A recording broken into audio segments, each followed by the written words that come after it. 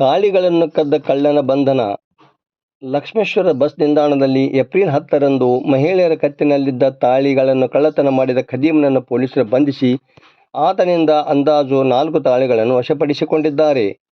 ಕಳ್ಳರ ಪತ್ತೆಗಾಗಿ ಸಿಪಿಐ ನೇತೃತ್ವದಲ್ಲಿ ಪಿಎಸ್ಐಗಳಾದ ನಾಗರಾಜ್ ಗಡದ ಮತ್ತು ಟಿ.ಕೆ. ರಾಠೋಡ್ ಅವರನ್ನು ಒಳಗೊಂಡ ತಂಡವನ್ನು ರಚಿಸಲಾಗಿತ್ತು.